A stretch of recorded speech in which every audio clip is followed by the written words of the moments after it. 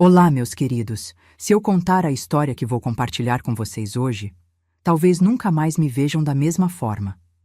É uma história que guardei no fundo do meu coração por mais de 25 anos. Mas chegou a hora de vocês conhecerem a verdade sobre o homem que foi meu marido por 23 anos. Eu me chamo Palmira, mas podem me chamar de Vovó Palma. Tenho 72 anos e nasci em Ribeirão Preto, no interior de São Paulo, em 1952. Antes de começar minha história, queria agradecer o carinho de todos vocês. Recebo mensagens todos os dias de mulheres do Brasil inteiro contando suas próprias histórias, e isso aquece meu coração de uma forma que vocês não imaginam. Se puderem, deixem aquele joinha e se inscrevam no canal. Isso ajuda muito esta velhinha aqui a continuar compartilhando essas memórias que por tanto tempo ficaram guardadas só comigo. Queria perguntar também, onde vocês estão assistindo esse vídeo? Deixem nos comentários aí embaixo, adoro saber que minha voz está chegando em tantos cantinhos diferentes do nosso Brasil. E se vocês acham que conhecem alguém que precisa ouvir histórias de superação, não esqueçam de compartilhar. Eu preciso situar vocês na época. Era 1975 quando essa história começou. Eu tinha apenas 23 anos e morava com minha família numa cidadezinha do interior paulista chamada Jaboticabal. Meu pai, Florencio, trabalhava numa fábrica de tecidos e minha mãe, Geralda, cuidava da casa e de nós 3 filhas. Éramos uma família simples, mas unida. E frequentávamos a igreja adventista do 7º dia desde que me entendo por gente. Nossa casa era pequenininha, de 3 cômodos apenas, mas sempre cheirando a café fresco e bolo de fubá que minha mãe fazia todas as tardes. O cheiro das goiabeiras do quintal se misturava com o aroma que vinha da cozinha, criando uma atmosfera que até hoje, quando fecho os olhos, consigo sentir perfeitamente. Era um tempo mais simples, meus queridos, quando as famílias se reuniam no quintal depois do jantar, só para conversar e ouvir o som dos grilos. Eu sempre fui uma menina muito devota. Aos sábados, dia sagrado para nós adventistas, eu levantava às 5 da manhã para ajudar minha mãe com o almoço especial que preparávamos para depois do culto. Não podíamos trabalhar no sábado, então tudo tinha que estar pronto na sexta à noite. Lembro do cuidado que tínhamos em não acender nem apagar luzes, em não fazer nada que pudesse ser considerado trabalho. Minha vida toda girava em torno da igreja. Cultos de quarta, sexta, sábado de manhã, sábado à tarde, estudos bíblicos, grupo de jovens, coral, tudo. Eu não questionava nada, meus queridos. Para mim, aquilo era a vida normal, era o caminho certo, era o que Deus esperava de uma moça direita como eu me considerava. Foi numa dessas tardes de sábado, depois do culto, que conheci Amâncio. Ele tinha acabado de ser transferido para nossa igreja como novo pastor auxiliar. Tinha 28 anos, era alto, moreno, com um sorriso que iluminava o rosto e uma voz que, quando pregava, parecia que os anjos desciam do céu para ouvir. Todas as moças da igreja suspiravam quando ele passava, mas eu nunca imaginei que um dia ele fosse reparar em mim. Amâncio tinha vindo de uma igreja grande da capital para nossa cidadezinha do interior, e isso, por si só, já despertava curiosidade. Um pastor jovem, bonito, solteiro, vindo de São Paulo para Jaboticabal? Todo mundo comentava, especulava. As mães já sonhavam em apresentar suas filhas para ele. Lembro perfeitamente do primeiro sermão que ouvi dele. O tema era A Mulher Virtuosa, baseado em Provérbios 31. A forma como ele falava sobre o papel da mulher cristã, sobre submissão, obediência, sobre ser uma ajudadora idônea para o marido, me tocou profundamente. Eu pensava, é isso que eu quero ser, uma esposa que honre a Deus e ao marido que Ele me der. Depois do culto, como era costume, as famílias ficavam conversando no pátio da igreja. Minha mãe estava comentando com outras senhoras sobre o novo pastor quando ele se aproximou do nosso grupo. Quando me cumprimentou, senti meu rosto esquentar. Meu coração acelerou de um jeito que nunca tinha sentido antes. Nos meses que se seguiram, Amâncio começou a dar atenção especial para a nossa família. Vinha jantar em casa aos domingos, conversava longamente com meu pai sobre teologia e doutrinas, elogiava a comida da minha mãe e sempre encontrava uma forma de conversar comigo sobre os estudos bíblicos ou sobre o coral da igreja, onde eu cantava desde os 15 anos. Meus queridos, eu estava completamente encantada. Amâncio era tudo o que uma moça adventista poderia sonhar. Dedicado à obra de Deus, conhecedor das Escrituras, respeitoso com toda a família, sempre impecavelmente vestido e com aquele jeito de falar que conquistava qualquer pessoa. Quando ele pregava sobre família, sobre matrimônio, sobre o amor entre marido e mulher segundo os princípios bíblicos, eu me via naquelas palavras. Foram 6 meses de namoro supervisionado. Nunca ficávamos sozinhos, sempre havia alguém da família por perto quando ele vinha nos visitar. Nossas conversas eram sobre fé, sobre os planos que ele tinha para crescer na denominação, sobre como eu poderia ajudá-lo sendo uma esposa pastoral exemplar. Ele me dava livros da Ellen White para ler. Discutíamos profecias, falávamos sobre os últimos dias e a segunda vinda de Cristo. Em dezembro de 1975, Amâncio me pediu em casamento. Foi numa noite de quarta-feira, depois do culto de oração. Minha família toda estava presente quando ele, muito formalmente, pediu minha mão ao meu pai. Lembro das palavras dele. Irmão Florencio, sinto que o Senhor colocou sua filha Palmira no meu caminho para ser minha companheira na obra divina. Gostaria de pedi-la em casamento com a bênção do Senhor e da irmã Geralda. Meu pai, que sempre foi um homem sério e observador, demorou alguns segundos para responder. Hoje eu entendo que talvez ele tenha tido alguma intuição, mas na época interpreto sua hesitação como sendo apenas o cuidado natural de um pai com sua filha.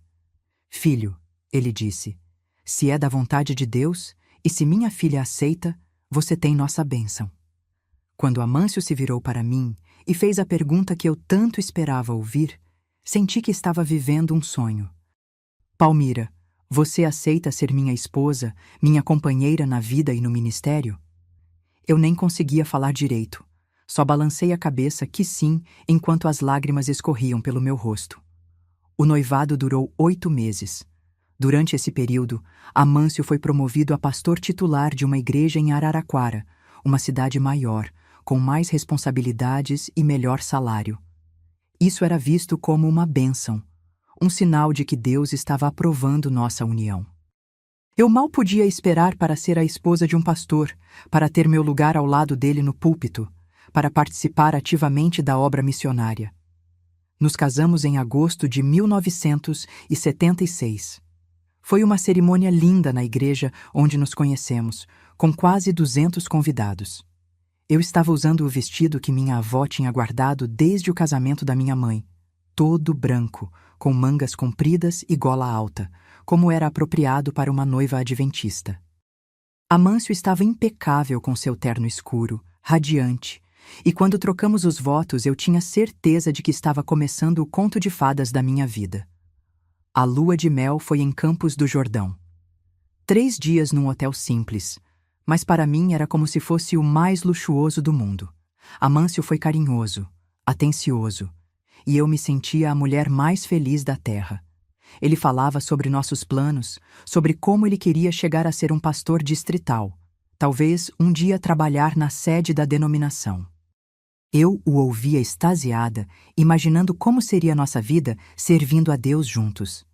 Quando voltamos da lua de mel, nos mudamos para Araraquara. A casa pastoral era muito melhor do que qualquer lugar onde eu já tinha morado. 3 quartos, uma sala ampla, cozinha espaçosa e o melhor de tudo, ficava ao lado da igreja. Eu acordava todas as manhãs ouvindo o som do órgão quando o organista chegava para ensaiar, e isso me enchia de alegria. Meus primeiros meses como esposa de pastor foram como um sonho. Eu participava de tudo. Visitava os enfermos com ele, ajudava na escola sabatina, organizava os jantares da igreja, coordenava o grupo das senhoras. As mulheres mais velhas me ensinavam como ser uma boa esposa pastoral, me davam dicas sobre como apoiar meu marido, como receber as visitas, como me vestir e me comportar adequadamente. Amâncio era muito elogiado pela liderança da denominação. Era jovem, dinâmico, carismático, e a igreja crescia rapidamente sob sua liderança. Batizávamos pessoas quase todo mês, os dízimos aumentavam, as atividades se multiplicavam. Eu me sentia orgulhosa de ser parte daquilo tudo, de ter um marido tão abençoado por Deus. Mas, meus queridos, foi depois do primeiro ano de casamento que comecei a perceber algumas coisas estranhas. Pequenas coisas no início, detalhes que uma esposa nota, mas que na época eu tentava ignorar ou justificar. Amâncio começou a chegar muito tarde das visitas pastorais. Quando eu perguntava sobre as visitas, ele sempre tinha uma explicação plausível. Tive que visitar a irmã Delfina, que está muito doente. Ou passei na casa do irmão Osvaldo para resolver um problema familiar. Eu acreditava, claro. Era meu marido, era um homem de Deus. Por que eu duvidaria? Também notei que ele começou a receber muitos telefonemas em casa. Quando eu atendia, às vezes a pessoa desligava sem falar nada. Quando questionava Amâncio sobre isso, ele dizia que provavelmente eram trotes ou pessoas que ligavam no número errado. Palmira? Ele dizia com aquele sorriso que sempre me tranquilizava. Você está ficando desconfiada à toa. Outra coisa que me chamava a atenção era a quantidade de aconselhamento pastoral que ele fazia com mulheres. Nossa denominação sempre foi muito cuidadosa com essas questões. Geralmente o pastor conversava com casais juntos, ou, quando necessário, aconselhar uma mulher sozinha, sempre com a porta aberta e, de preferência, com a esposa presente. Mas Amâncio tinha desenvolvido uma metodologia própria de aconselhamento. Ele explicava que muitas mulheres tinham problemas muito íntimos, questões conjugais delicadas, traumas do passado e que precisavam de um ambiente completamente reservado para se abrir. Palmira, ele me dizia, essas almas estão sofrendo e se eu não der o suporte adequado, elas podem se perder. É minha responsabilidade pastoral cuidar do rebanho. Eu admirava o que interpretava como dedicação dele. Que pastor abençoado eu tinha como marido, sempre disposto a ajudar, sempre preocupado com as ovelhas do rebanho. Quando ele fechava a porta do escritório para esses aconselhamentos, eu ficava na cozinha preparando um lanche, orgulhosa de ter um marido tão dedicado ao ministério. Mas havia algo que me incomodava profundamente, embora eu não soubesse explicar o que era na época. Algumas das mulheres que procuravam aconselhamento eram jovens, bonitas, e sempre saíam desses encontros com os olhos vermelhos, como se tivessem chorado muito. Quando eu tentava conversar com elas, oferecer apoio feminino, elas se esquivavam, pareciam constrangidas. Lembro especificamente da Clarice, uma jovem de 20 anos que havia se mudado para a cidade recentemente. Ela era uma moça muito bonita, cabelos longos e cacheados, sempre muito bem arrumada para os cultos. Começou a procurar aconselhamento com Amâncio porque estava tendo problemas espirituais, segundo ela mesma me contou. Clarice vinha 2 vezes por semana para essas sessões de aconselhamento. Eu sempre a recebia com carinho, oferecia um chá, perguntava como estava.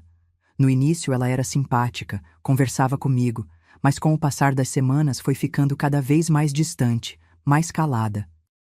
Às vezes, quando saía do escritório do meu marido, estava visivelmente abalada. Um dia, tentei conversar com ela. Clarice, querida, eu disse, se você quiser conversar comigo sobre alguma coisa, como mulher, como irmã na fé, estou aqui. Às vezes, uma conversa entre mulheres pode ajudar também. Ela me olhou com uma expressão que nunca vou esquecer. Havia medo naqueles olhos, mas também uma espécie de pena de mim. Obrigada, irmã Palmira, ela respondeu baixinho. Mas algumas coisas é melhor não falar. E saiu da nossa casa naquele dia de um jeito que parecia que estava fugindo de alguma coisa. Meus queridos que estão me acompanhando até aqui, vocês já percebem onde essa história vai chegar? Às vezes os sinais estão todos lá, mas a gente não consegue enxergar, não é mesmo? Se esse vídeo está te tocando, deixe seu like para me incentivar a continuar compartilhando essas memórias, que por tanto tempo ficaram guardadas só no meu coração. Depois desse dia, Clarice não voltou mais à igreja. Simplesmente desapareceu. Quando perguntei para Amâncio sobre ela, ele disse que ela tinha decidido se mudar para outra cidade, que tinha conseguido um emprego melhor. Às vezes, Palmira, ele disse com aquela voz calma que usava para explicar as coisas, as pessoas não conseguem se adaptar à nossa comunidade. É triste, mas acontece. Mas Clarice não foi a única. Havia um padrão que eu estava começando a perceber, mesmo sem querer admitir para mim mesma.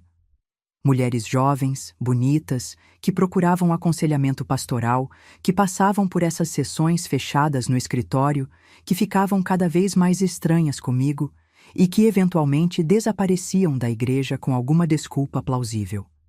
Em 2 anos de casamento, isso aconteceu pelo menos 5 vezes. Clarice, depois Hermínia, uma moça de 22 anos que tinha problemas no casamento. Depois foi Dalvina, uma viúva jovem de 25 anos que estava lutando contra tentações. Depois Creusa, uma universitária que estudava em Araraquara e frequentava nossa igreja. E depois Serafina, uma jovem mãe que estava passando por dificuldades financeiras. Todas elas passaram pelo mesmo processo. Chegavam à igreja, eram acolhidas calorosamente por todos nós, começavam a procurar aconselhamento pastoral, tinham essas sessões privadas com meu marido, ficavam cada vez mais estranhas e distantes e eventualmente desapareciam com alguma justificativa. Eu tentava não pensar nisso, meus queridos. Tentava focar no crescimento da igreja, nas nossas atividades, nos planos que Amâncio tinha para o futuro. Ele falava em ser promovido para pastor distrital em poucos anos, em ter uma igreja ainda maior, em fazer parte da administração da denominação. E eu queria apoiá-lo nesse sonho. Mas havia momentos, principalmente quando ele chegava muito tarde dessas visitas pastorais, que uma sensação estranha tomava conta de mim. Era um frio na barriga, uma inquietação que eu não conseguia explicar. Eu orava, pedia perdão a Deus por ter dúvidas sobre meu marido. Me esforçava para ser uma esposa mais submissa, mais compreensiva. Nessa época, eu estava tentando engravidar. Já fazia 2 anos que estávamos casados e ainda não tinha chegado um bebê. Para uma mulher adventista da minha geração, isso era motivo de preocupação. As outras esposas da igreja sempre perguntavam quando é que eu ia dar uma alegria para o pastor, quando é que eles iam ter um netinho para abençoar. Amâncio dizia que era tudo no tempo de Deus, que não deveríamos nos preocupar. Mas eu percebia que ele também estava ansioso. Várias vezes ele comentava como seria bom ter filhos para dar continuidade ao ministério, como uma família completa daria ainda mais credibilidade ao nosso trabalho pastoral. Foi nessa época, em 1978, que chegou à nossa igreja uma nova família. Eram os Beneditos, o irmão Benedito, a irmã Yolanda e a filha deles, Nair, que tinha 18 anos recém-completados. Eles tinham se mudado de uma cidade do interior de Minas Gerais porque o irmão Benedito tinha conseguido emprego numa empresa de Araraquara. Nair era uma menina linda, meus queridos. Cabelos lisos e pretos que desciam até a cintura, olhos grandes e expressivos, um sorriso tímido, mas cativante. Era muito nova, mas já tinha aquela beleza que chamava a atenção onde quer que ela passasse. E o mais importante, ela era muito devota, muito dedicada à igreja. A família foi muito bem recebida por todos nós. O irmão Benedito logo se integrou às atividades masculinas da igreja. A irmã Yolanda começou a participar do grupo das senhoras, e Nair, coitadinha, estava tentando se adaptar à nova cidade, fazer novas amizades. Amâncio, como sempre fazia com novos membros, deu atenção especial à família. Visitou a casa deles várias vezes, conversou longamente com o irmão Benedito sobre trabalho e adaptação, e ofereceu apoio espiritual para todos eles. Era assim que ele funcionava, sempre muito atencioso com os novos membros. Mas com Nair, ele foi especialmente cuidadoso. Ela era muito jovem, tinha saído de casa pela primeira vez, estava longe dos amigos, se sentindo um pouco perdida na cidade grande. Amâncio ofereceu orientação espiritual específica para ela, estudos bíblicos personalizados para jovens, apoio na adaptação à nossa comunidade. Palmira, ele me explicou, essa menina precisa de muito cuidado. Ela está numa idade vulnerável, numa cidade nova. E se não dermos o suporte adequado, ela pode se perder. É nossa responsabilidade como líderes espirituais cuidar especialmente dos mais novos na fé. Novamente, eu admirei a dedicação do meu marido. Que pastor zeloso! Sempre preocupado com cada ovelha do rebanho, sempre disposto a dar atenção extra para quem mais precisava. Quando Nair começou a vir para as sessões de aconselhamento, eu a recebi com todo carinho, oferecia biscoitos que eu fazia, perguntava sobre como estava se adaptando à cidade. No início, Nair era muito simpática comigo. Elogiava meus vestidos, pedia conselhos sobre como ser uma boa adventista, me ajudava a arrumar a casa às vezes. Era como ter uma irmãzinha mais nova, e eu gostava muito da companhia dela. Ela me chamava de Tia Palmira, com um carinho que me aquecia o coração. Mas aí, meus queridos, começou a se repetir o padrão que eu já tinha visto antes. Depois de algumas sessões de aconselhamento, Nair começou a ficar diferente comigo. Mais distante, mais calada, evitando meu olhar. Quando eu tentava puxar conversa, ela respondia com monossílabos e logo procurava uma desculpa para ir embora.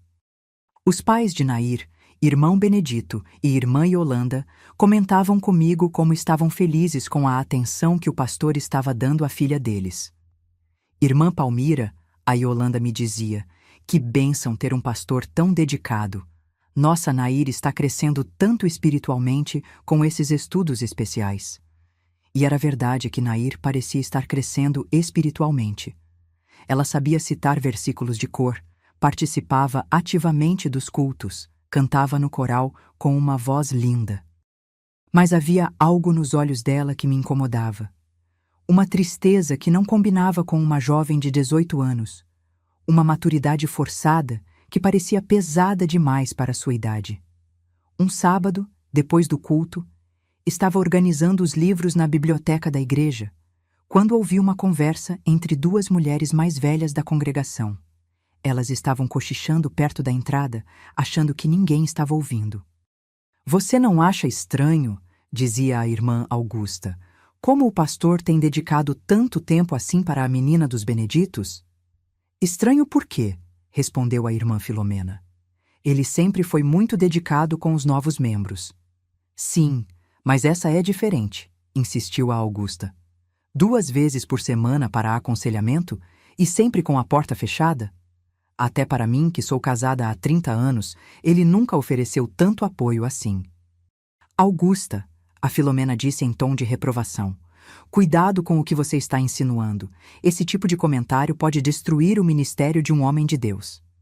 Eu não estou insinuando nada, a Augusta respondeu defensivamente. Só estou observando. E não sou a única, viu? Outras irmãs também têm comentado. Eu fiquei gelada ouvindo aquilo, meus queridos. Senti meu coração acelerar, meu rosto esquentar, minhas mãos começaram a tremer. Pela primeira vez em 3 anos de casamento, outras pessoas estavam verbalizando as dúvidas que eu tentava sufocar no meu próprio coração. Saí da biblioteca sem fazer barulho e fui para casa com aquelas palavras ecoando na minha mente. 2 vezes por semana para aconselhamento e sempre com a porta fechada? Era verdade. Nair vinha às terças e quintas, sempre no final da tarde, e as sessões duravam mais de 1 hora cada uma.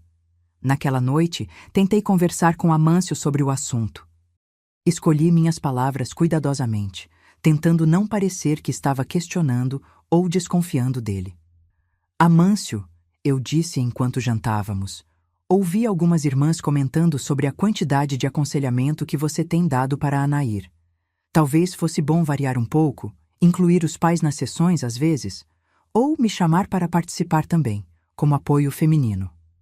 A reação dele foi imediata e intensa. Ele parou de comer, me olhou com uma seriedade que me assustou e disse em tom firme: Palmira, você está questionando meu método pastoral? Não, claro que não, eu me apressei a responder. É só que o quê? Ele me interrompeu. Você acha que eu não sei fazer meu trabalho? Você acha que depois de todos esses anos de seminário, de experiência pastoral, eu não sei como conduzir um aconselhamento? Não é isso, Amâncio, eu disse, sentindo os olhos se encherem de lágrimas. É só que as pessoas estão comentando, e eu pensei que talvez... As pessoas estão comentando? Ele repetiu, levantando a voz. Que pessoas? Quem está comentando sobre o trabalho pastoral do seu marido pelas suas costas? Eu não soube o que responder.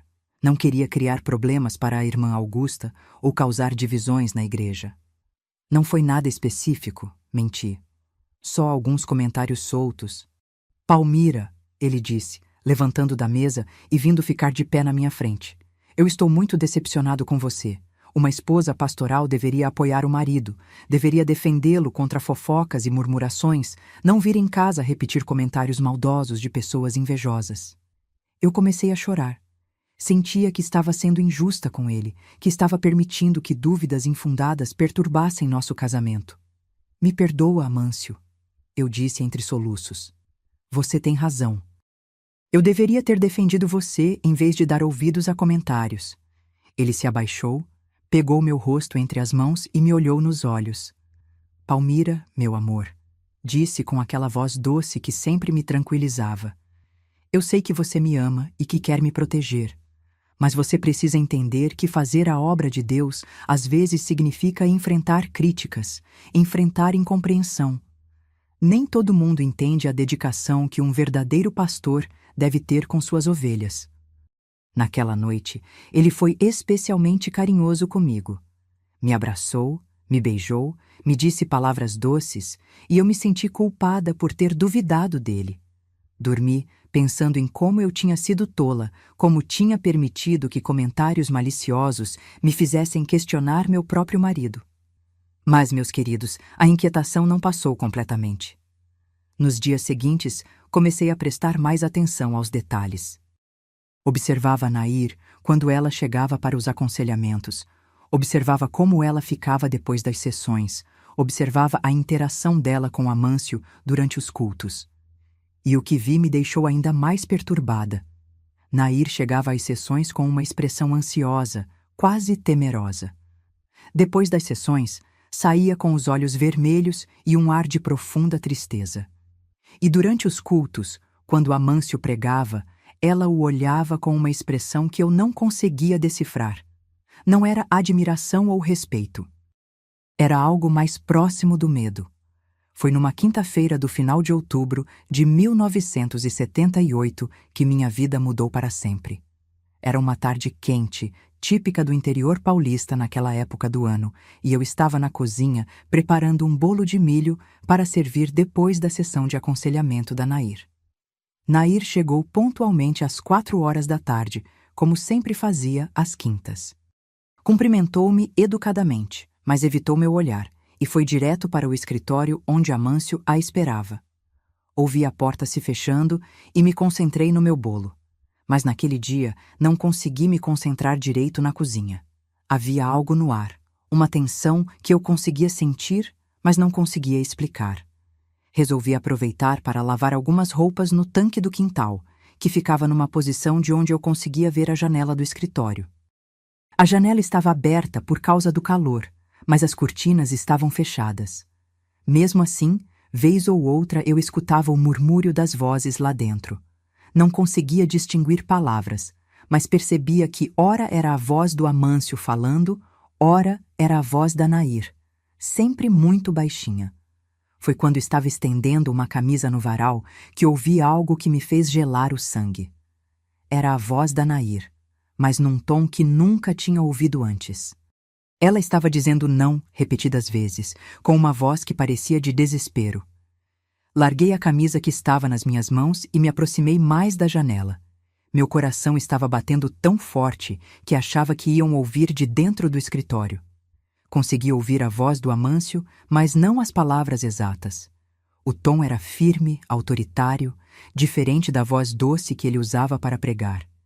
Então, ouvi um som que me cortou o coração como uma faca. Era Nair chorando, mas um choro abafado, como se ela estivesse tentando não fazer barulho. E junto com o choro, ela dizia coisas que eu não conseguia entender direito, mas que soavam como súplicas. Não consegui mais ficar parada no quintal. Voltei para a cozinha, mas estava tremendo da cabeça aos pés. Tentei me acalmar, tentei encontrar uma explicação inocente para o que estava ouvindo. Talvez Nair estivesse passando por uma crise espiritual, talvez estivesse confessando algum pecado e por isso estava tão perturbada. Mas então ouvi algo que não admitia nenhuma interpretação inocente. Era a voz do Amâncio, mais alta que antes, e desta vez consegui entender perfeitamente o que ele estava dizendo. Se você contar isso para alguém, ninguém vai acreditar em você. Quem vai duvidar da palavra de um pastor por causa de uma menina? Meus queridos, naquele momento senti como se o chão tivesse se aberto debaixo dos meus pés. As palavras que ouvi saindo da boca do meu marido foram como um soco no estômago. Não era possível que eu estivesse ouvindo aquilo. Não era possível que o homem com quem eu era casada há 3 anos, o homem que eu admirava, respeitava e amava, estivesse falando daquele jeito com uma menina de 18 anos. Fiquei paralisada na cozinha, com o coração batendo tão forte que achava que ia explodir no meu peito. Minha mente tentava encontrar uma explicação, qualquer explicação que fizesse sentido. Talvez eu tivesse entendido errado. Talvez fosse uma conversa sobre alguma outra situação. Talvez Nair estivesse contando sobre algum problema que tinha acontecido com outra pessoa. Mas então ouvi a voz dela novamente, ainda mais baixa, ainda mais desesperada. Pastor, por favor, eu não quero mais. Eu não aguento mais isso. E a resposta dele veio firme e fria. Nair, você sabe que é uma menina especial para mim. Você sabe que eu cuido de você melhor do que qualquer outra pessoa cuidaria. Mas se você não for uma boa menina, se você começar a inventar histórias, vai ter que sair da igreja e seus pais vão ficar muito decepcionados. Naquele momento, meus queridos, toda a realidade que eu conhecia desmoronou. Entendi que durante todos esses anos, durante todos esses aconselhamentos com mulheres jovens, durante todas essas visitas pastorais que duravam até tarde, meu marido não estava fazendo a obra de Deus. Ele estava usando sua posição, sua autoridade, a confiança que as pessoas depositavam nele para abusar de mulheres vulneráveis. Senti uma náusea tão forte que tive que me segurar na pia para não cair. Minhas pernas tremiam, minha visão estava embaçada e eu não conseguia respirar direito. Como era possível? Como eu não tinha percebido? Como todas aquelas mulheres que desapareceram da igreja? Como eu não tinha entendido o que realmente estava acontecendo? Forcei-me a voltar para o quintal, fingindo que estava ocupada com a roupa, mas mantendo minha posição onde podia ouvir o que acontecia no escritório. Precisava ter certeza absoluta do que estava ouvindo. Precisava ter certeza de que não estava enlouquecendo. Por mais 15 minutos, ouvi fragmentos de uma conversa que me deixou enjoada. Amâncio alternando entre ameaças veladas e falsas demonstrações de carinho. Nair chorando baixinho e repetindo que queria parar, que não aguentava mais, que tinha medo de contar para os pais porque eles não iam acreditar nela. Seus pais confiam muito em mim, Nair, ouvi Amâncio dizer. Eles ficam muito felizes em saber que eu estou cuidando da educação espiritual da filha deles. Se você inventar mentiras sobre mim, eles vão pensar que você está com problemas mentais, que precisa de tratamento psiquiátrico. É isso que você quer? A maldade naquelas palavras, a manipulação cruel, a forma como ele estava destruindo uma menina de 18 anos, me fez sentir uma raiva que eu nunca tinha sentido na vida. Mas junto com a raiva veio o medo. Medo de confrontá-lo. Medo de que ele fizesse a mesma coisa comigo. Medo de que ninguém acreditasse na minha palavra contra a dele. Quando finalmente ouvi a porta do escritório se abrindo, corri para dentro de casa e fingi que estava tirando o bolo do forno. Nair passou pela cozinha para ir embora, e quando a vi, quase chorei. Seus olhos estavam vermelhos e inchados, seu rosto estava pálido, e ela caminhava como uma pessoa que tinha levado uma surra. Tentei chamar sua atenção, mas ela passou direto, murmurou um "Tchau, tia Palmira", quase inaudível, e saiu pela porta da frente. Amâncio apareceu na cozinha alguns minutos depois, com aquele sorriso tranquilo de sempre. "Que cheiro bom, meu amor", disse, chegando perto de mim e beijando minha testa. A Nair já foi embora? Já, respondi, tentando manter a voz normal. Como foi a sessão? Muito produtiva, ele respondeu, pegando um pedaço de bolo ainda quente. Essa menina está passando por uma fase difícil de adaptação, mas com paciência e dedicação ela vai superar. É uma responsabilidade grande cuidar de uma alma tão jovem. A naturalidade com que ele mentiu para mim, a forma como ele conseguia falar sobre cuidar de uma alma jovem depois do que eu tinha acabado de ouvir, me mostrou que eu estava casada com um estranho. O homem que estava ali na minha cozinha, comendo meu bolo e sorrindo para mim, não era o homem que eu pensava conhecer. Naquela noite, fingi que estava com dor de cabeça e fui me deitar cedo. Amâncio ficou na sala lendo a Bíblia e preparando o sermão para o culto de quinta-feira, como sempre fazia. Deitei na cama, mas não consegui dormir nem um minuto. Minha mente estava trabalhando freneticamente, tentando processar tudo o que tinha descoberto. Comecei a relembrar todos os sinais que eu tinha ignorado durante esses 3 anos. Todas as mulheres jovens que tinham passado por nossa igreja, todas as que tinham procurado aconselhamento pastoral, todas as que tinham desaparecido misteriosamente. Clarice, Hermínia, Dalvina, Creusa, Serafina. E agora, Nair. Pensava em como cada uma delas tinha seguido o mesmo padrão. Chegavam à igreja, eram acolhidas por todos nós, começavam a participar das atividades, eram convidadas para aconselhamento pastoral, passavam por essas sessões privadas, ficavam cada vez mais estranhas e distantes, e eventualmente desapareciam da congregação. E eu, como uma idiota, tinha admirado a dedicação pastoral do meu marido. Tinha ficado orgulhosa de ter um marido tão atencioso com as ovelhas do rebanho. Tinha oferecido chá e biscoitos para as vítimas dele. Tinha sido cúmplice involuntária de toda essa situação horrível. A culpa que senti naquela noite foi avassaladora, meus queridos. Como eu não tinha percebido? Como eu não tinha protegido essas mulheres? Como eu não tinha questionado antes o comportamento estranho do meu marido?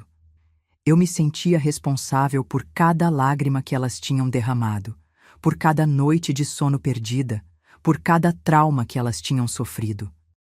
Mas junto com a culpa veio uma determinação que eu nunca tinha sentido antes. Eu precisava fazer alguma coisa. Não podia permitir que Nair continuasse passando por aquilo. Não podia permitir que outras mulheres fossem vítimas do meu marido. Mas como? Como enfrentar um homem que tinha poder sobre toda a comunidade?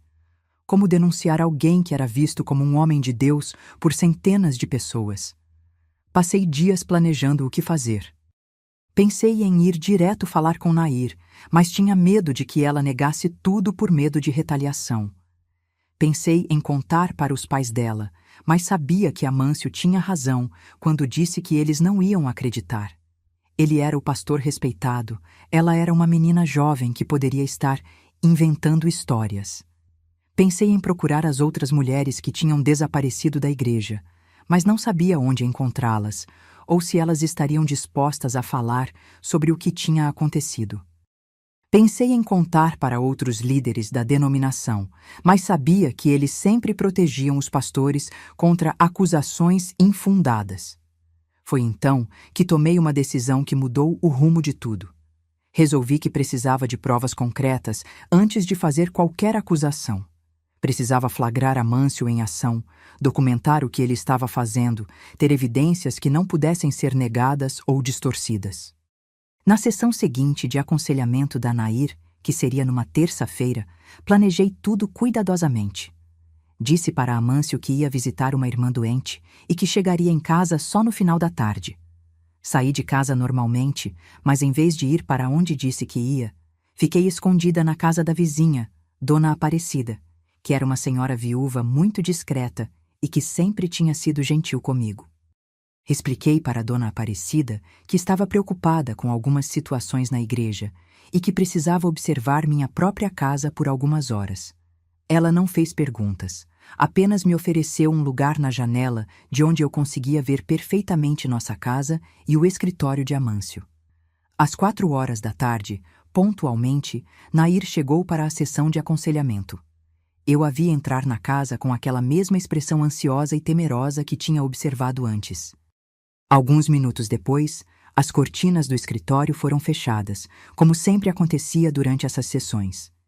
Fiquei na janela da Dona Aparecida por 2 horas, observando e esperando. Às 6 horas, vi Nair saindo da nossa casa. Mesmo de longe, consegui ver que ela estava chorando e que caminhava com dificuldade, como se estivesse com dor. Meu coração se partiu vendo aquela menina naquele estado, mas eu precisava de mais do que observação. Precisava ouvir com clareza o que estava acontecendo.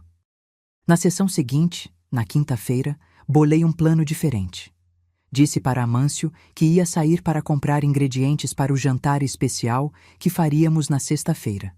Mas, em vez disso, me escondi no próprio quintal da nossa casa, num local de onde conseguia ouvir claramente o que acontecia no escritório.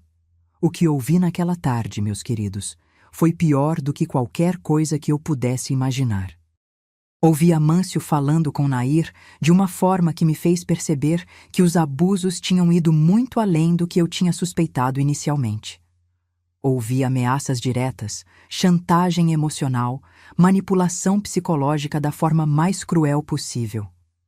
Você sabe que seus pais ficaram muito felizes quando eu ofereci essa orientação especial para você, ouvi ele dizer. Eles confiam em mim completamente. Se você começar a inventar mentiras sobre nossos encontros, eles vão ficar muito decepcionados. Podem até ter que sair da igreja, perder todos os amigos que fizeram aqui. É isso que você quer? Destruir a vida da sua família? E então ouvi algo que me fez entender a extensão completa da manipulação dele. Lembra da Clarice? Ela também tentou inventar histórias sobre mim. Sabe onde ela está agora? Internada numa clínica psiquiátrica, porque os pais dela descobriram que ela estava tendo fantasias sobre o pastor da igreja. Ninguém acredita numa menina que inventa esse tipo de coisa, Nair. As pessoas pensam que é loucura, doença mental. Naquele momento entendi que Clarice não tinha simplesmente se mudado para outra cidade, como Amâncio tinha me contado. Ela tinha tentado denunciar os abusos e tinha sido silenciada da forma mais cruel possível. E quantas outras tinham passado pela mesma coisa? O resto da conversa foi uma tortura para mim ouvir.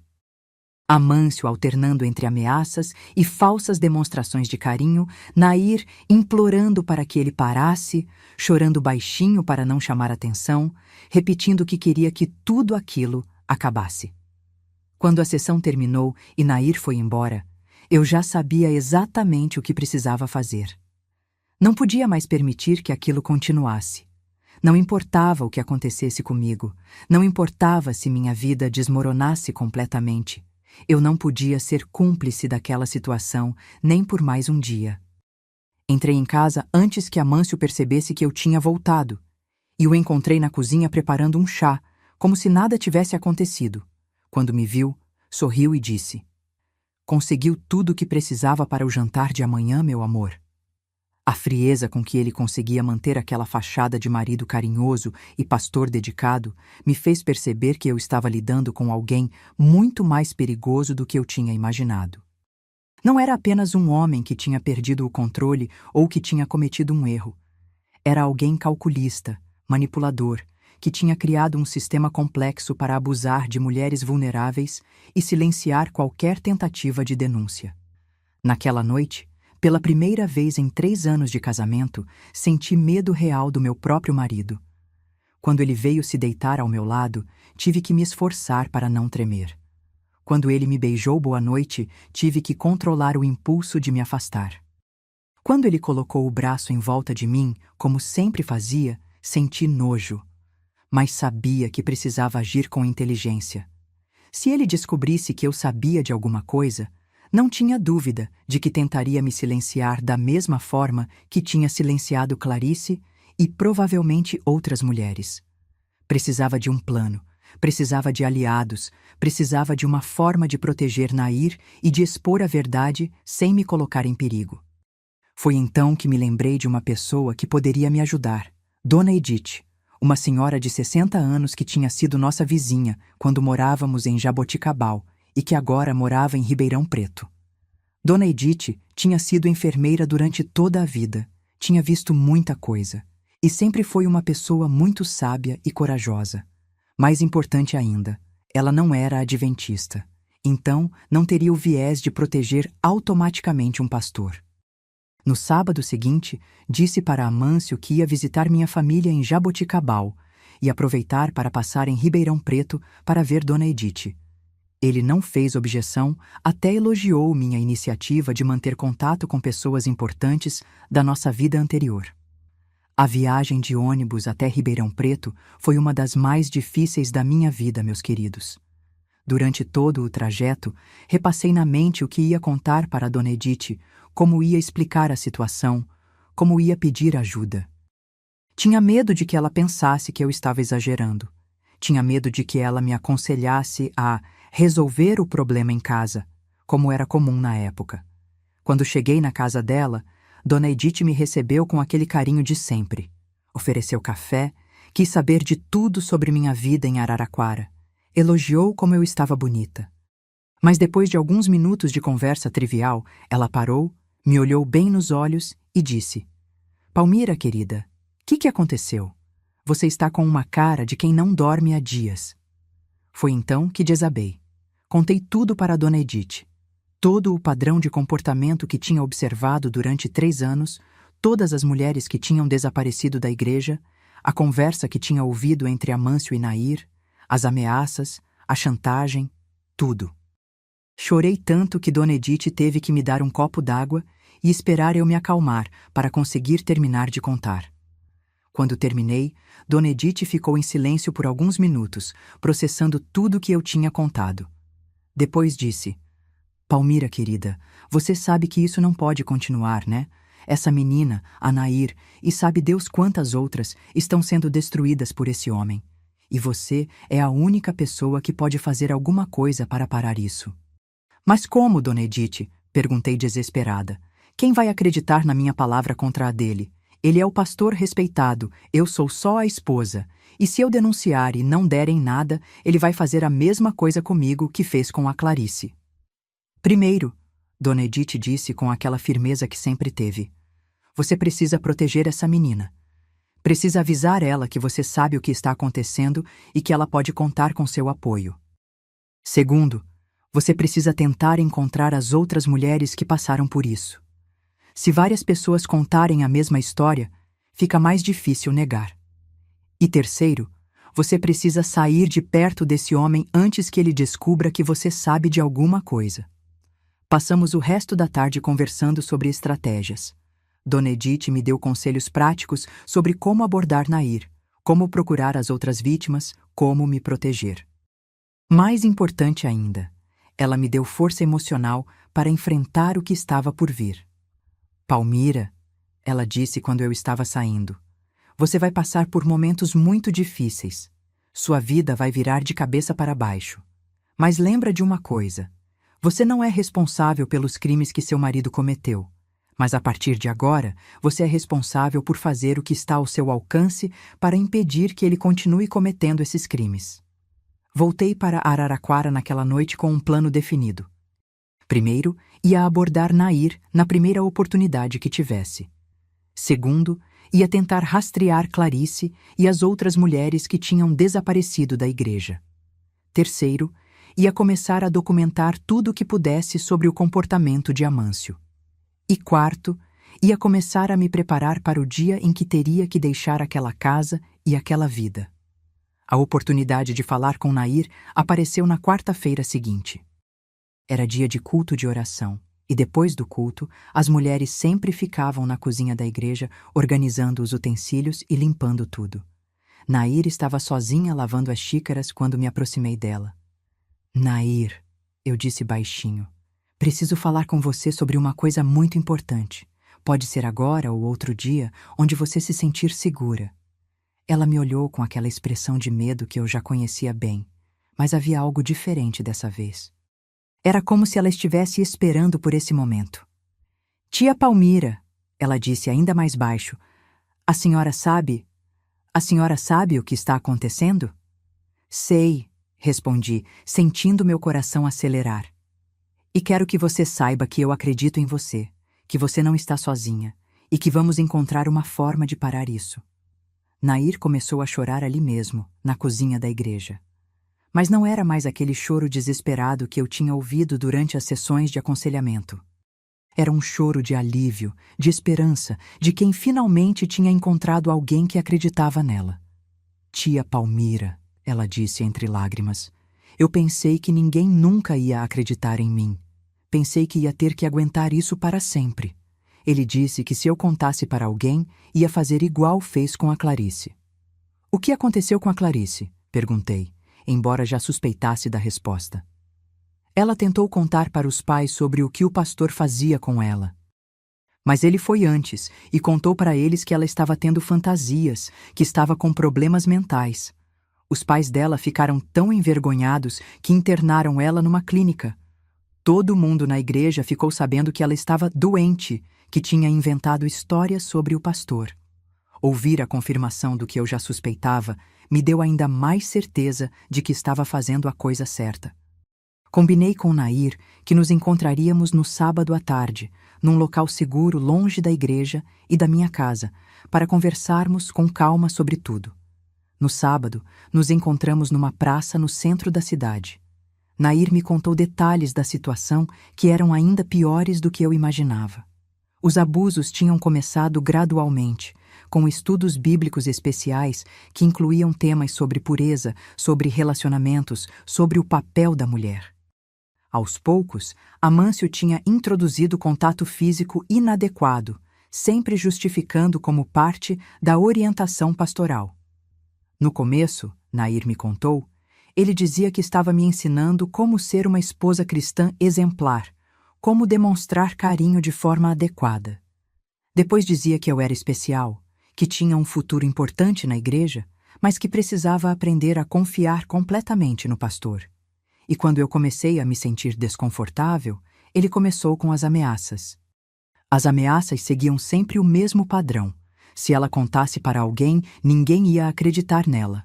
Seus pais iam ficar envergonhados e decepcionados. Ela seria expulsa da igreja.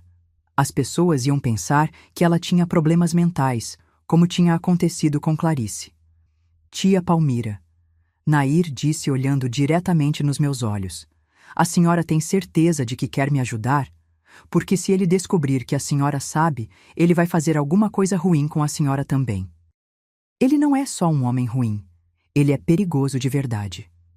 Olhei para aquela menina de 18 anos, uma menina que deveria estar preocupada com estudos, com namorados, com sonhos para o futuro, e que, em vez disso, estava destruída por um homem que deveria protegê-la. Naquele momento, qualquer dúvida que eu ainda pudesse ter desapareceu completamente. Nair, eu disse pegando suas mãos, eu tenho certeza absoluta. Vamos parar isso juntas, custe o que custar.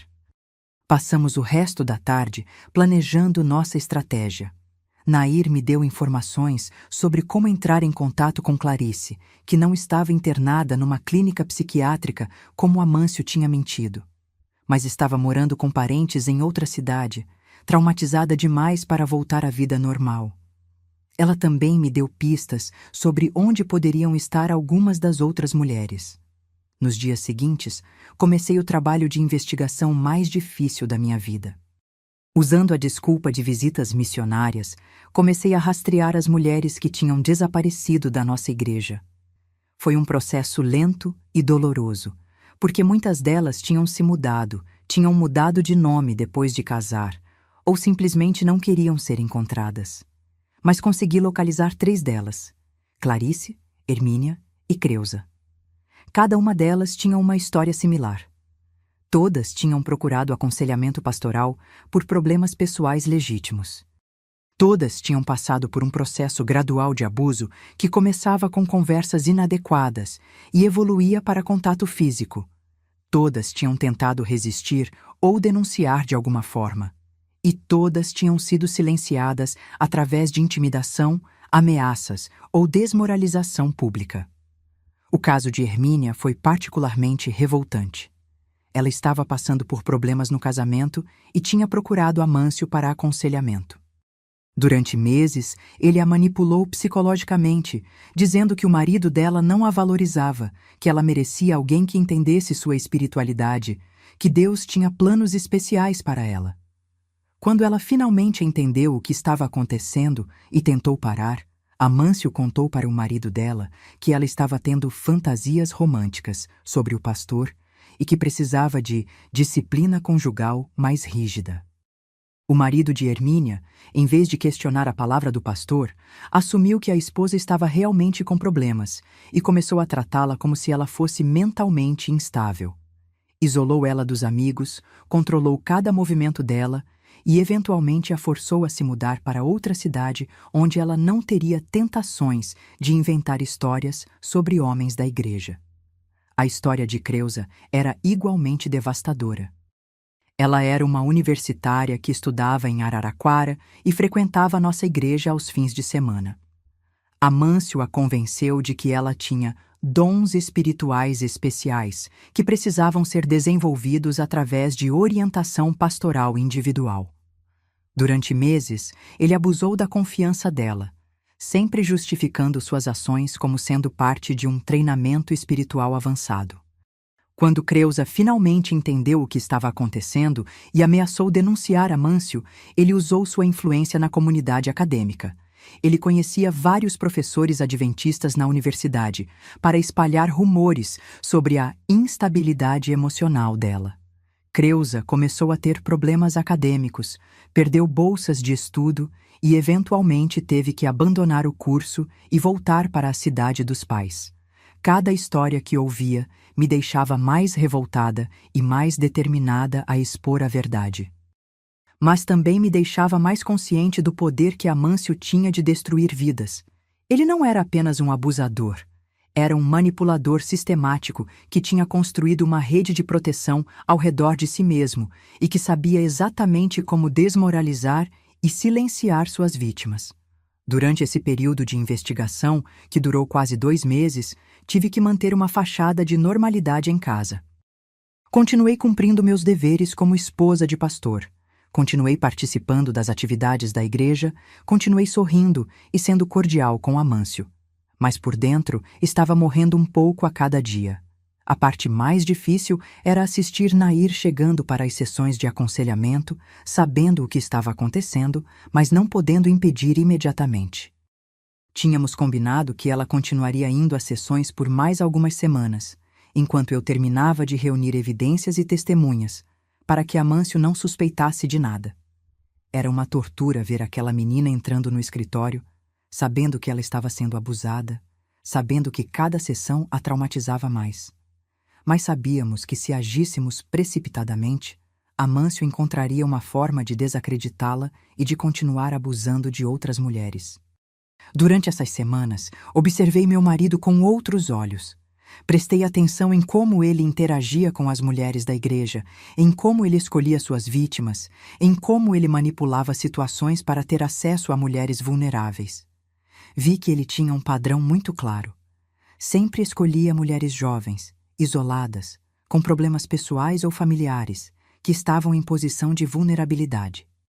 Também percebi como ele usava sua posição de autoridade religiosa para legitimar qualquer comportamento questionável. Se alguém comentasse sobre a quantidade de aconselhamento individual que ele fazia, ele respondia que estava seguindo o exemplo de Cristo, que se dedicava especialmente aos necessitados. Se alguém questionasse as portas fechadas durante as sessões, ele explicava que era necessário manter sigilo pastoral para proteger a privacidade das pessoas. E o mais assustador, percebi como a comunidade religiosa automaticamente protegia ele contra qualquer suspeita. A ideia de que um pastor pudesse ser um abusador era tão impensável para a maioria das pessoas que elas nem consideravam essa possibilidade. Qualquer comportamento estranho era interpretado como dedicação pastoral excepcional.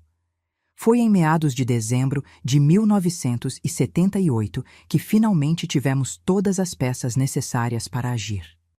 Eu tinha conseguido entrar em contato com 5 mulheres que tinham sido vítimas de Amâncio. Todas estavam dispostas a contar suas histórias, desde que fossem protegidas de retaliação. Nair tinha concordado em ser a principal testemunha, apesar do medo. O plano que elaboramos com a ajuda da dona Edith era expor Amâncio publicamente durante um culto, na frente de toda a congregação, de forma que ele não tivesse como negar ou manipular a situação. Sabíamos que era arriscado, mas era a única forma de garantir que a verdade fosse ouvida por todos e que ele não conseguisse silenciar as vítimas individualmente. Escolhemos o culto de quarta-feira, 20 de dezembro, para fazer a denúncia. Era uma data próxima ao Natal, quando a igreja costumava estar cheia, e Amâncio não teria como cancelar o culto sem levantar suspeitas. Combinamos que eu falaria primeiro, depois Nair, e depois as outras mulheres que conseguissem estar presentes. Nos dias que antecederam o 20 de dezembro, eu mal conseguia dormir. Sabia que minha vida ia mudar completamente depois daquela noite. Sabia que ia ter que deixar minha casa, minha vida como esposa de pastor, minha posição na comunidade. Sabia que muitas pessoas iam me culpar por destruir o ministério de Amâncio. Mas também sabia que era a única coisa certa a fazer. Na manhã do dia 20, acordei com uma determinação que nunca tinha sentido antes. Arrumei algumas roupas numa mala pequena e deixei na casa da dona Aparecida, nossa vizinha, explicando que talvez precisasse de um lugar para ficar por alguns dias. Ela não fez perguntas, apenas me garantiu que eu podia contar com ela para qualquer coisa. Durante o dia, Amâncio estava particularmente animado. Comentou sobre como estava ansioso para o culto da noite, sobre os planos que tinha para o próximo ano, sobre uma possível promoção para pastor distrital que estava sendo cogitada pela liderança da denominação. A ironia daquela conversa me cortava como uma faca. Ali estava ele, planejando um futuro brilhante no ministério, enquanto eu me preparava para expor os crimes que ele vinha cometendo durante anos. "Palmira, meu amor", ele disse durante o almoço, "você tem estado meio quieta esses dias. Está tudo bem?" A forma como ele me olhava, com aquela expressão de preocupação fingida, me fez perceber como ele era um ator consumado. Durante todos esses anos, quantas vezes ele tinha me enganado com essa mesma expressão carinhosa. "Estou bem", respondi, forçando um sorriso, só um pouco cansada com todas as atividades de fim de ano da igreja. Era verdade, de certa forma. Eu estava exausta, mas não pelas atividades da igreja, e sim pelo peso emocional de carregar sozinha todo aquele conhecimento terrível sobre o homem com quem eu era casada. O culto de quarta-feira começou normalmente às 7:30 da noite. A igreja estava cheia como eu esperava, com quase 200 pessoas presentes. Amâncio dirigiu os cânticos iniciais com aquele entusiasmo que sempre demonstrava, sua voz forte e melodiosa ecoando pelo templo. Quando o olhava ali no púlpito, regendo o coral, sorrindo para a congregação, ainda me custava acreditar que aquele mesmo homem era capaz das coisas terríveis que eu tinha descoberto. Durante os primeiros 40 minutos do culto, tudo transcorreu normalmente. Houve os cânticos, as orações, os anúncios da semana. Amâncio estava radiante, cumprimentando os membros, abraçando as crianças, conversando afetuosamente com os idosos. Era a imagem perfeita do pastor dedicado e carinhoso que toda a congregação admirava. Quando chegou o momento da mensagem pastoral, Amâncio subiu ao púlpito com aquela confiança que sempre demonstrava. Abriu a Bíblia, sorriu para a audiência e começou a falar sobre o tema que havia escolhido para aquela noite: a confiança no Pastor Supremo. A ironia do tema me fez sentir náuseas. Foi depois de cerca de 15 minutos de sermão que me levantei do meu lugar na primeira fileira, onde sempre me sentava como esposa do pastor. O movimento chamou a atenção imediata de toda a congregação, porque não era normal alguém se levantar durante a pregação, muito menos a esposa do pastor. "Amâncio", eu disse, e minha voz saiu mais firme do que eu esperava. "Preciso falar com a igreja sobre uma questão muito importante." O silêncio que se instalou no templo foi absoluto. Podia-se ouvir a respiração das pessoas. Amâncio me olhou com uma expressão de surpresa que rapidamente se transformou em alarme. "Palmira", ele disse tentando manter o tom pastoral calmo. Talvez seja melhor conversarmos sobre isso depois do culto. Mas eu já tinha tomado impulso e não ia parar. Não, Amâncio, isso precisa ser dito agora, na frente de todos.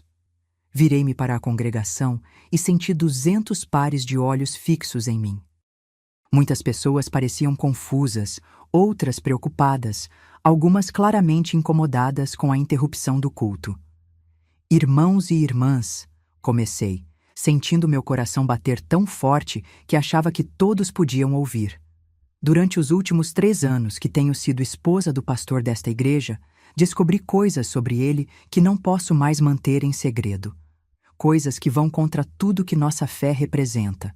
Coisas que mostram que este homem não deveria estar liderando uma congregação. O murmúrio que se levantou na igreja foi imediato. Algumas pessoas se levantaram, outras começaram a cochichar, vi rostos de choque, indignação, incredulidade. Amâncio tentou retomar o controle da situação. Irmãos, ele disse levantando as mãos, obviamente minha esposa está passando por algum tipo de crise emocional. Peço a compreensão de todos enquanto cuidamos desta situação familiar delicada. Era exatamente a estratégia que eu esperava dele. Desqualificar minha sanidade mental antes mesmo de ouvir o que eu tinha a dizer. Eu não estou tendo uma crise emocional, respondi firmemente. Estou contando a verdade sobre um homem que tem usado sua posição pastoral para abusar sexualmente de mulheres jovens desta congregação. As palavras saíram da minha boca como uma bomba que explodiu no meio do templo. O silêncio que se seguiu foi ensurdecedor.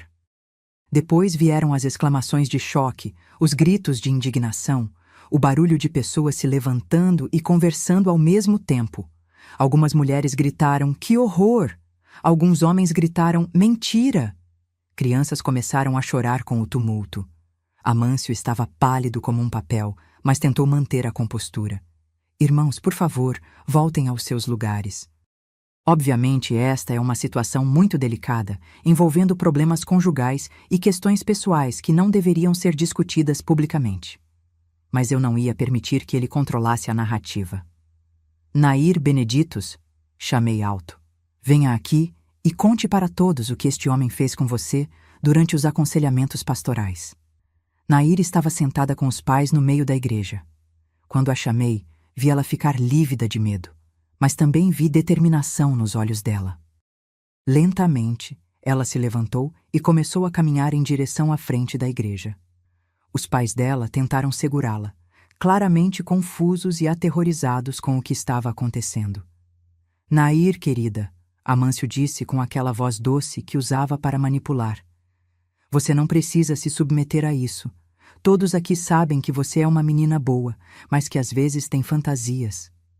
Era a mesma estratégia que ele tinha usado com Clarice e as outras. Mas Nair foi mais corajosa do que qualquer um esperava. Com 18 anos, na frente de 200 pessoas, a maioria conhecidos da família, ela olhou diretamente para Amâncio e disse: Pastor, durante os últimos 4 meses, o Senhor me obrigou a fazer coisas que eu não queria fazer. O Senhor disse que se eu contasse para alguém, ia destruir minha família. Disse que ninguém ia acreditar em mim.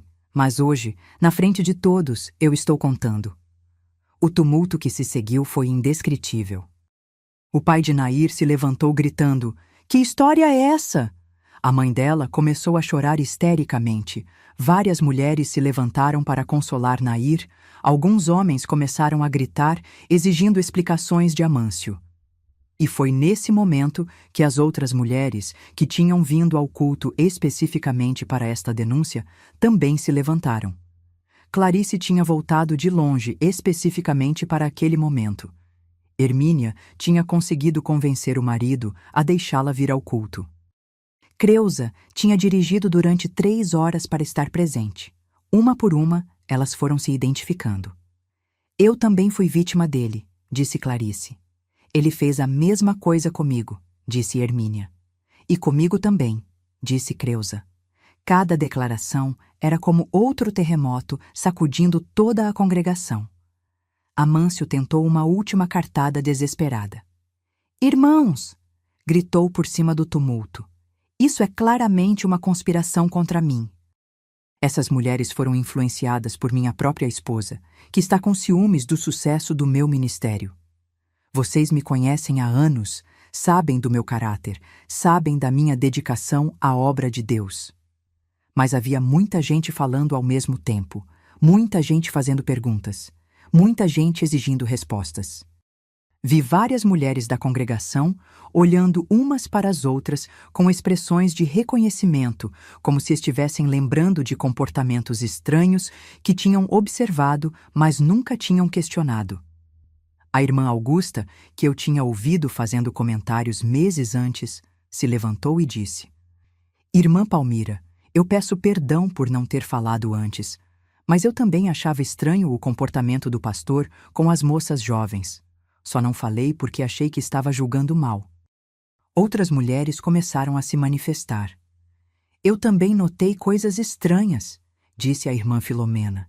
Minha filha sempre ficava desconfortável quando o pastor falava com ela, disse outra. Ele sempre fazia comentários sobre a beleza das moças jovens que eu achava inadequados, disse uma terceira. O que estava acontecendo era exatamente o que eu esperava. Uma vez que as primeiras vítimas tiveram coragem de falar, outras pessoas começaram a admitir que também tinham percebido comportamentos inadequados, mas tinham preferido ficar caladas. Amâncio percebeu que estava perdendo o controle da situação e tentou uma estratégia diferente. Irmão Benedito, disse, direcionando-se ao pai de Nair. O senhor conhece sua filha melhor do que ninguém. O senhor realmente acredita que ela está dizendo a verdade sobre essas acusações absurdas? Irmão Benedito estava visivelmente em choque. Olhava alternadamente para a filha, para Amâncio, para a esposa que chorava ao lado dele. Era um homem simples, trabalhador, que sempre respeitou muito a autoridade pastoral. Estar no meio daquela situação era claramente torturante para ele. Pastor, ele disse finalmente com voz trêmula, eu não quero acreditar nisso. Mas minha filha nunca mentiu para mim na vida. E se ela está falando isso na frente de toda a igreja, com tanto medo que está tremendo, é porque é verdade. Foi nesse momento que Amâncio perdeu completamente a compostura. Saiu de trás do púlpito, desceu até onde eu estava e disse baixo, mas ameaçadoramente: Palmira, você não sabe o que está fazendo. Você vai se arrepender amargamente disso. Vou destruir você da mesma forma que destruí as outras.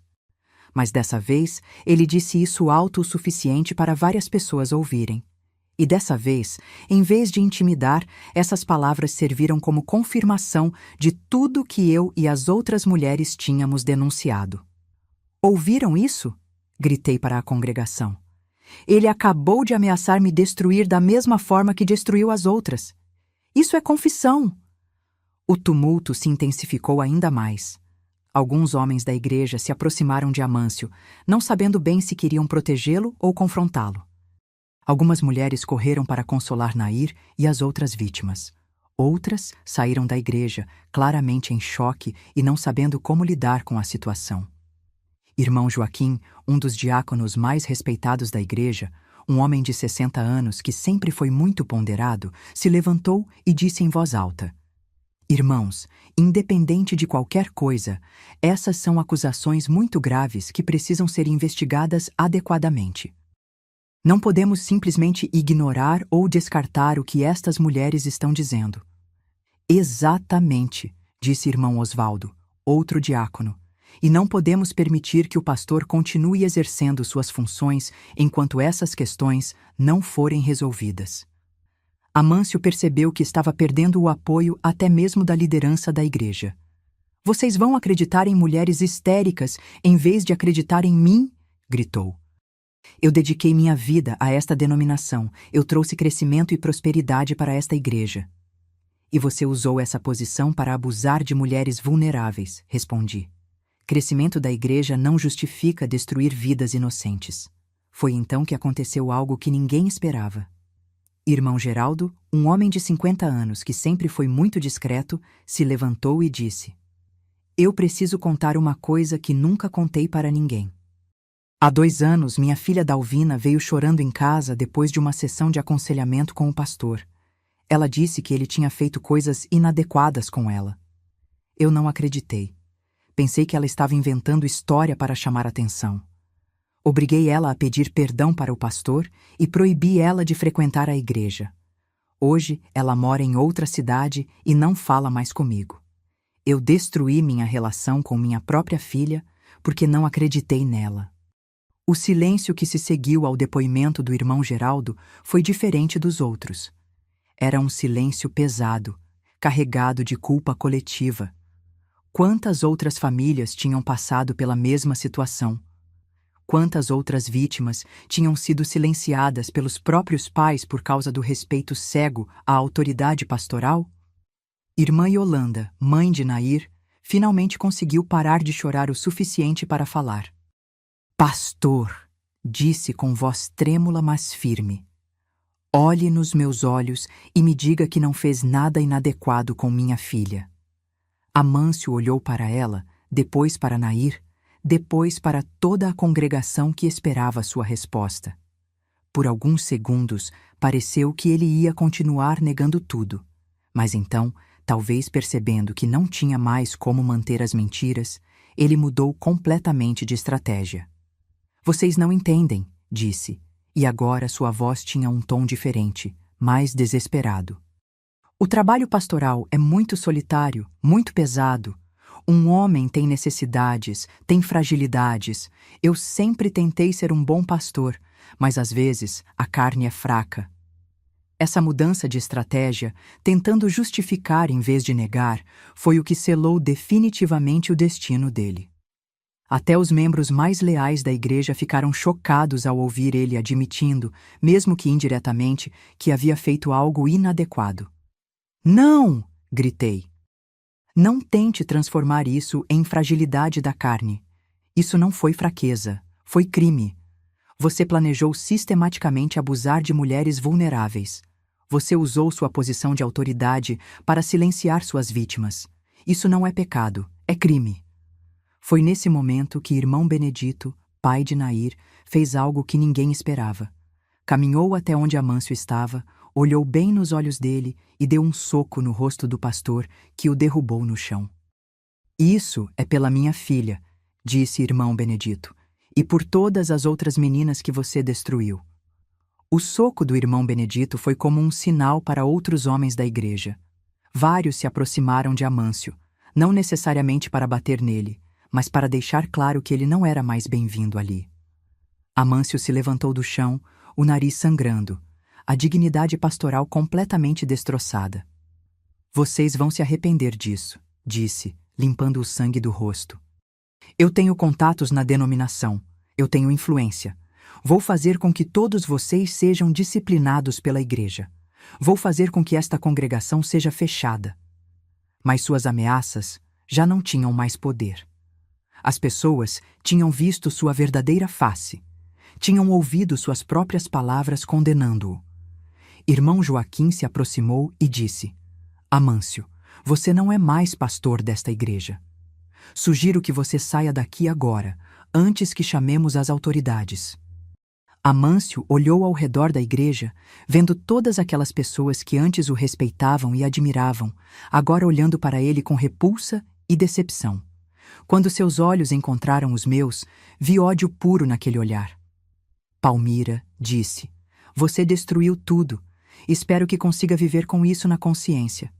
Eu vou viver muito bem, respondi, sabendo que impedi você de continuar destruindo vidas inocentes. Ele saiu da igreja naquela noite e nunca mais voltou.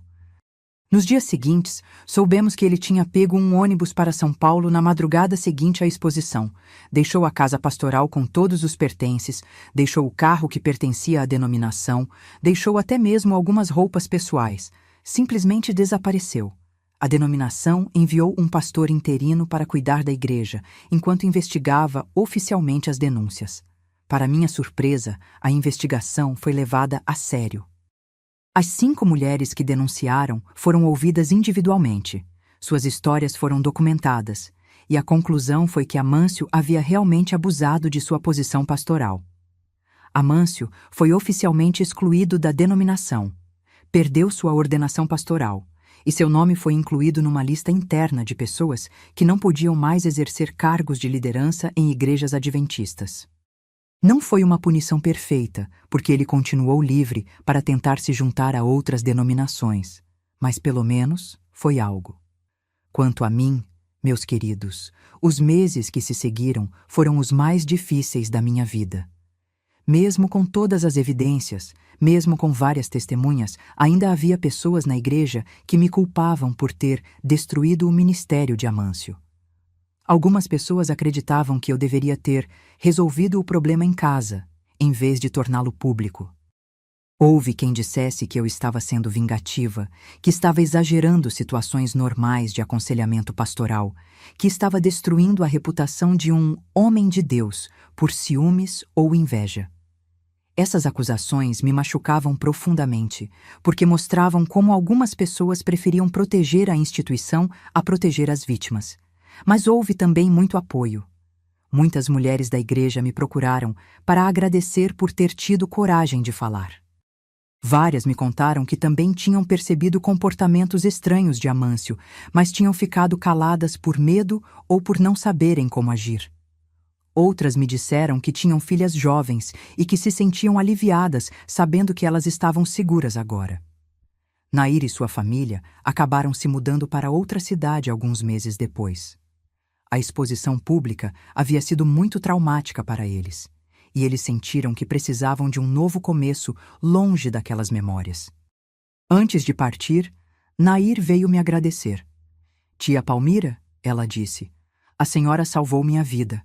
Se a senhora não tivesse tido coragem de fazer o que fez, eu acho que não teria sobrevivido muito mais tempo àquela situação." Foram palavras que guardei no coração e que me deram forças nos momentos mais difíceis. As outras vítimas também encontraram formas de seguir em frente.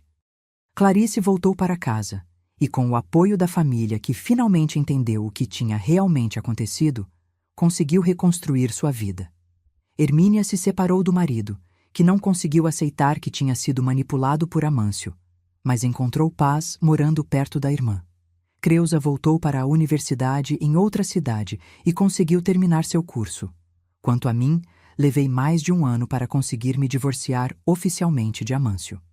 Ele havia desaparecido completamente e foi preciso um processo legal complexo para conseguir a separação judicial.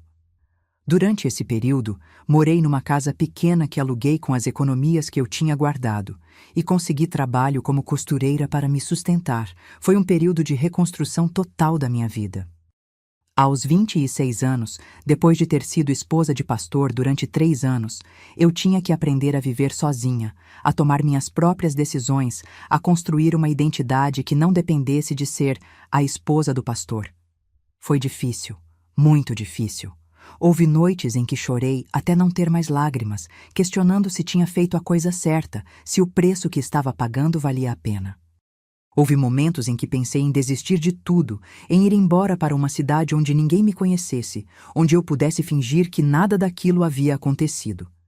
Mas sempre que esses pensamentos vinham, eu lembrava da cara de alívio da Nair quando ela soube que não estava sozinha. Lembrava das lágrimas de gratidão da Clarice quando ela percebeu que finalmente alguém acreditava nela. Lembrava de todas as outras mulheres que poderiam ter sido vítimas se eu não tivesse tido coragem de agir. E foi assim, meus queridos, que aprendi a viver com a consciência tranquila. Sim, minha vida virou de cabeça para baixo. Sim, perdi muitas coisas que eram importantes para mim, mas ganhei algo que não tem preço, a certeza de que fiz o que era certo, mesmo quando era difícil. Alguns anos depois, soube que Amâncio tinha tentado se juntar a uma igreja pentecostal em outro estado, mas que sua reputação o havia seguido e ele não conseguiu se estabelecer em nenhum lugar. Ouvi dizer que acabou trabalhando em empregos comuns sem nunca mais conseguir exercer liderança religiosa. Não senti pena dele. Senti que a justiça, mesmo que tardia, havia sido feita. Eu me casei novamente aos 31 anos, com um homem chamado Plínio que não tinha nada a ver com igreja. Era mecânico, homem simples e honesto, que me aceitou com toda a minha história e me apoiou em todos os momentos difíceis que ainda vieram. Tivemos 2 filhos, Leôncio e Urbano, que hoje são homens adultos e que conhecem toda a minha história. Nunca mais voltei a frequentar a igreja adventista, embora tenha mantido minha fé em Deus. A instituição religiosa me decepcionou profundamente, mas minha relação pessoal com o divino permaneceu intacta. Aprendi a separar a fé das instituições humanas, que são imperfeitas e às vezes corruptas.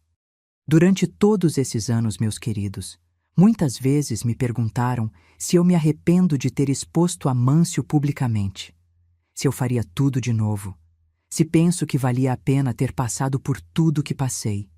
E minha resposta é sempre a mesma. Faria tudo novamente, sem hesitar, porque aprendi que o silêncio é cúmplice do abuso. Que proteger instituições é menos importante do que proteger pessoas, que a coragem de uma pessoa pode fazer a diferença na vida de muitas outras. E que, às vezes, fazer a coisa certa significa sacrificar sua própria tranquilidade pelo bem maior.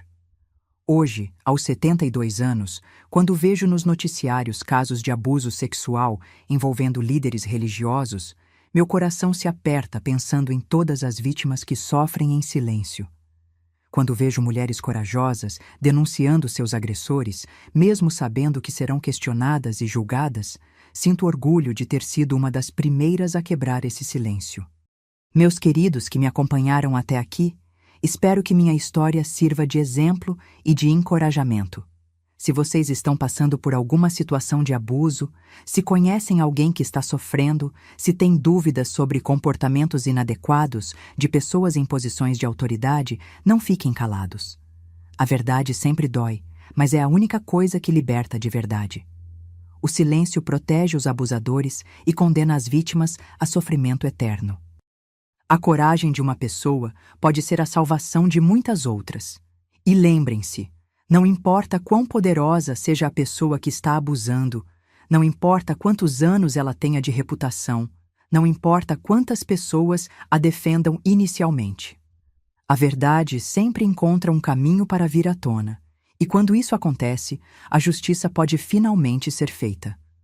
Eu consegui reconstruir minha vida porque tive apoio de pessoas como Dona Edith, como o irmão Joaquim, como Dona Aparecida. Pessoas que acreditaram em mim quando era mais fácil duvidar. Se vocês conhecem alguém que está passando por situação similar, sejam essas pessoas de apoio. Façam a diferença na vida de alguém.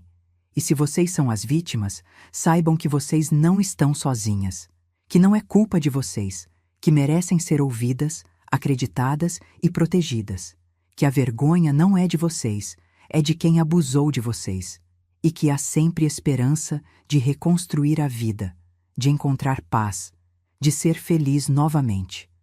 Esta foi minha história, meus queridos.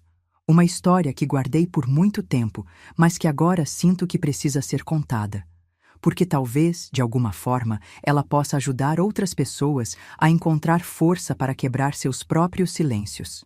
Se essa história tocou vocês de alguma forma, se acham que pode ajudar alguém que conhecem, compartilhem. Deixem aquele joinha se puderem e me contem nos comentários se conhecem situações parecidas, se passaram por algo similar ou se simplesmente querem deixar uma palavra de apoio. E não se esqueçam, a verdade sempre liberta. Pode doer no começo, pode ser difícil de enfrentar, mas no final é a única coisa que nos permite viver em paz com nossa consciência. Até o próximo vídeo, meus queridos, e lembrem-se, vocês nunca estão sozinhos.